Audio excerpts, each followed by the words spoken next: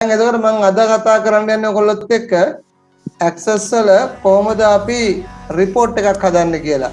දැන් මම හදන්න යන්නේ සරල report එකක්. Right? Now today I am going to explain you how to create a report. Just a simple report. Right? To do that, we should have to have a records in tables. So we have to select a table and then we have to do the we have to filter the make the report for the table. Right? අපිට report එක නිර්මාණය කරන table එකක් තියෙනවා. table එකේ data තියෙන්න ඕනේ. records තියෙන්න ඕනේ. එහෙම තිබුණත් අපි මේක කරන්නේ. right? දැන් අපි එහෙමනම් අපි යනවා මෙන්න මෙහෙම create වලට ගිහිල්ලා ඒකේ තියෙනවා මෙතන reports කියලා එකක්. එහෙනම් අපි පළවෙනි දවසේ table බැලුවා. දෙවෙනි දවසේ forms හදන හැටි බැලුවා. ඒතර form හදන එකත් මම කරලා කියලා ඉවරලා ඒක report එක මේ ඒක තියෙනවා මගේ YouTube එකේ ඔයගොල්ලන්ට බලන්න පුළුවන්. කොහොමද form එකක් හදන්නේ කියලා. ඊළඟට මම අද කියලා දෙනවා ඔයගොල්ලන්ට කොහොමද report එකක් හදන්නේ කියලා. ඒතර මම මෙතනදී දැන් කියලා දෙන සරල report එකක් හදන හැටි විතරයි. සංකීර්ණ සහ තවත් වචන අපි ඉස්සරහට කතා කරමු. සරල report එකක් හදන හැටි. Right? So to create report, we have to come to the creating menu and then come to the report group.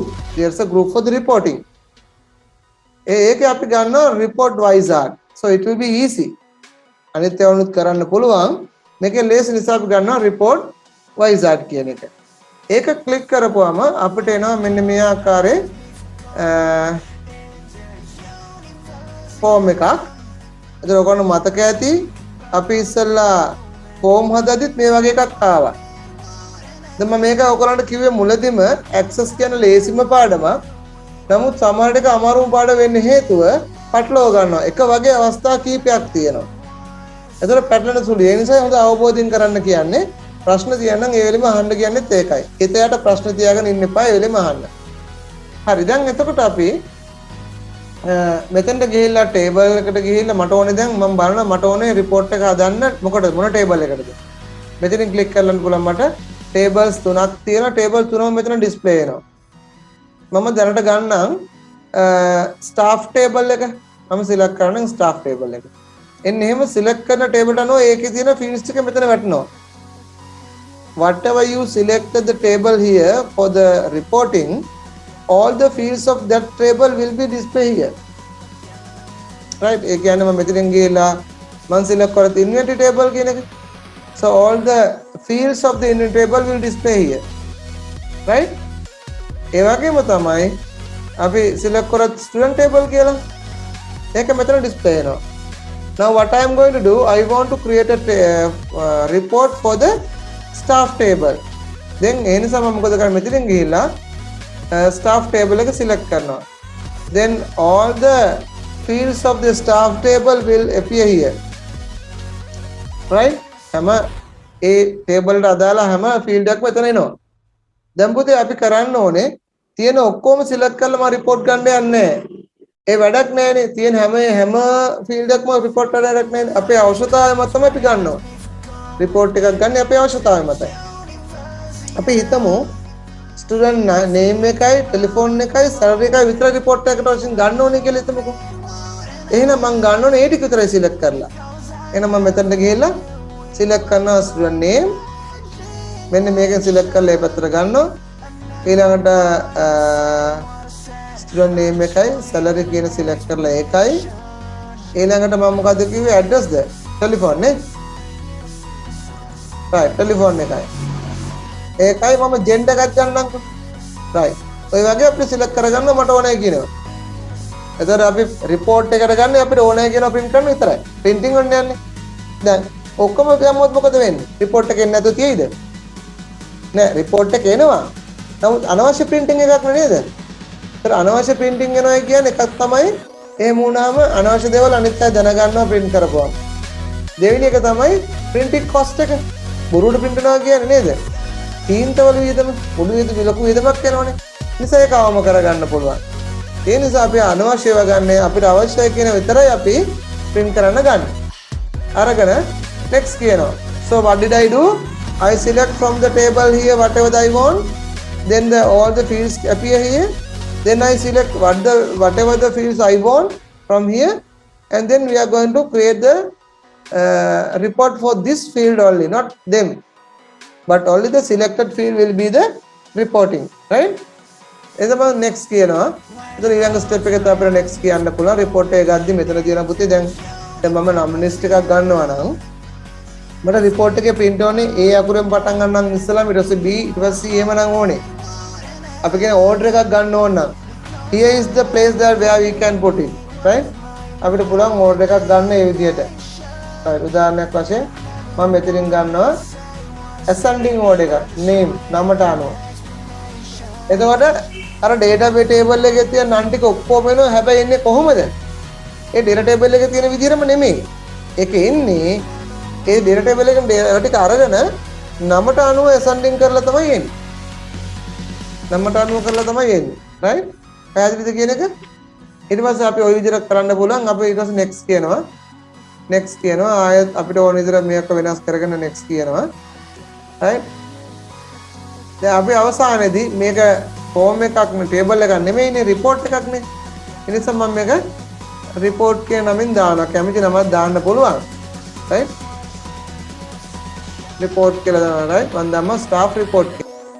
හරි ඊට පස්සේ අපි finish කිව්වම අපිට මේ වගේ report එක පෙන්වන්න කරමු.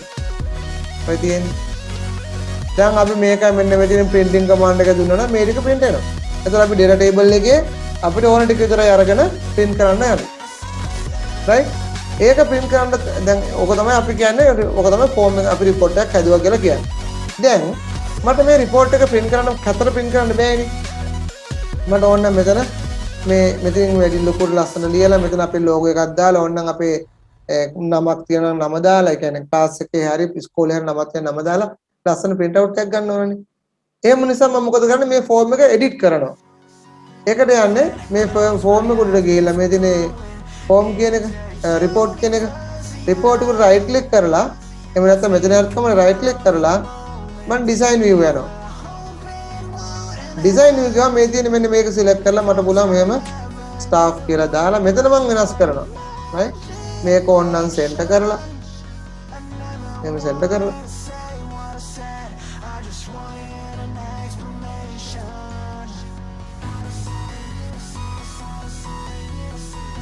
වගේ මේ mouse එකත් පොඩි අවුලක් තියෙනවා වගේ මට පේන්නේ. right මේක center කරන්න පුළුවන් මෙහෙම.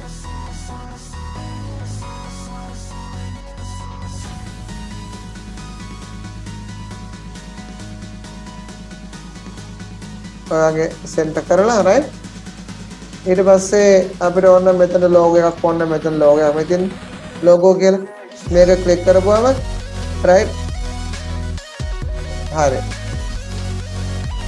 දැන් ඔය sample පින්තූරේ මෙතන logo එකක් ඔය අපේම logo එකක් තියෙන අපිට දාන්න පුළුවන් ඊට අමතරව sample එකක් තියෙනවා වගේ ඉතින් මේකට color එකක් දෙන්න පුළුවන් හැබැයි මතක තියාගන්න මේ detail කියලා තියෙනව නේද මෙතන මේ detail කියන මෙන්න මේ ටික පුකුත් වෙනස් කරන්න යන්න එපා පුතේ. මොකද මේ form මේ report එකේ මෙන්න මේකයි data table එකේ ඕකයි දෙක සමාන නම් තමයි මේ data table එකේ තියෙන මෙතනට වැටෙන්නේ. ඒ දෙක සමාන වෙන නිසා ඔයගොල්ලෝ මේ detail කියන area එකේ මේ දාලා තියෙන කිසි දෙයක් වෙනස් කරන්න යන්න එපා. ඒ හැර අනිත් ඒවා වෙනස් කරලා type කරලා වෙනස් කරන්න ප්‍රශ්නයක් නැහැ. දැන් මම ඊට පස්සේ මේක close කරද්දි save කරන්න අහනවා. මම yes කියලා save කරා. දැන් අපි ආයේ inventory form මේ report එක double click කරොත් අපිට පේන්නේ අපි අර කරපු වෙනස්කම් එක්ක ඔය. ඊට පස්සේ අපි මේක print command එක දුන්නාම printing වලට ගිහලා automatically මේක මේ විදිහට print වෙන්න පටන් ගන්නවා. right? දැන් අපි මේ අතරතුරේදී table එකට ගිහලා right staff table එක අලුත් staff කෙනෙක් add කරයි කියමුකෝ. add කළොත් එහෙම මේ report එකට automatically මේ ටික වැටෙනවා. automatically ඒක detail මෙතනට වැටෙනවා. දැන් අපි තව උදාහරණයක් කරලා බලමු මේ staff එකට යන්න. මේක close කරන්න. දැන් මෙතන 3යි ඉන්නේ. right මේක close කරනවා. මම staff table එක ආයෙ double click කරලා ගන්නවා. දැන් staff එක 4 වෙනියත් මම දානවා. අංක 4. right අංක 4 අපි දාමු staff එකට චෙනාරිව දාමු. චෙනාරිව එයාගේ ටෙලිෆෝන් නම්බර් එක දාමු. ඊළඟට එයාට 55000ක් දෙනවා. ඊළඟට එයා ඉන්නේ වත්තල. මම මේ බොරුවා දාන්නේ නැත්නම් ඔය කොල්ල ටික වර්ගය ගත්තොත් එහෙම ඒකයි. ඊළඟට එයා assistant principal.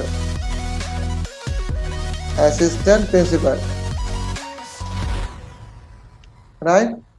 එයා female. Right? වයස 41යි. හරි?